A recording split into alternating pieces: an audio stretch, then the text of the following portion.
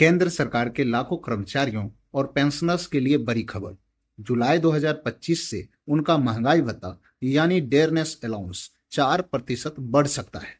आइए जानते हैं कैसे हो रही है ये गणना, कब होगा ऐलान और 8 पे कमीशन को लेकर क्या चल रहा है ताजा अपडेट।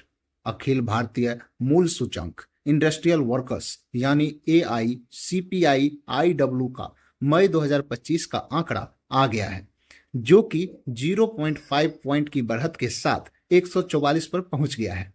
मार्च में ये था 143, अप्रैल में 143.5 और अब मई में 144। अगर जून 2025 में भी 0.5 पॉइंट की बढ़त होती है और सूचांक 144.5 तक पहुंच जाता है तो डीए का कैलकुलेशन कुछ यूं होगा। 7th पे कमीशन के अनुसार डीए इस फॉर्मूले पर निकाला जाता है जो कि आप यहां देख सकते हैं। यानी अगर औसत CPI-IW 144.17 तक पहुंच जाता है तो डीए निकल कर आता है करीब 58.85। राउंड ऑफ करने पर यह 59 होगा, यानी 4% की सीधी बढ़त। हालांकि डीए जुलाई 2025 से प्रभावी माना जाएगा, लेकिन इसका आधिकारिक ऐलान सितंबर-अक्टूबर 2025 के बीच त्योहारों के समय होगा, संभवतः दिवाली के आसपास।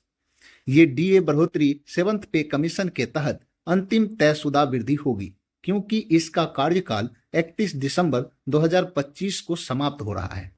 जनवरी 2025 में सरकार ने 8 पे कमीशन की घोषणा तो कर दी थी, लेकिन अभी तक इसके चेयरमैन और सदस्यों की घोषणा नहीं की गई है।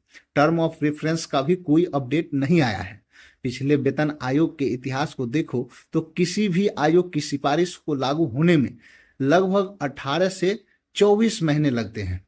इस हिसाब से 8 पे कमीशन की सिफारिशें 2027 तक ही लागू हो पाएगी। लेकिन राहत की बात यह है कि नई सैलरी और पेंशन 1 जनवरी 2026 से लागू मानी जाएगी और एरियर भी मिलेगा। इस वक्त केंद्र सरकार के कर्मचारी और पेंशनर्स दोहरी उम्मीद में हैं। एक तरफ 4% डीए बढ़ोतरी की खबर, दूसरी तरफ 8 पे कमीशन की प्रतीक्षा। अगर जून 2025 का CPI-IW आंकड़ा भी पॉजिटिव रहा तो 59% डीए तय माना जा सकता है। अगर आप भी केंद्र सरकार के कर्मचारी या पेंशनर्स हैं तो इस वीडियो को जरूर शेयर करें और हाँ, ऐसे ही अपडेट्स के लिए चैनल्स को सब्सक्राइब करें, बेल आइकन दबाएं। धन्यवाद।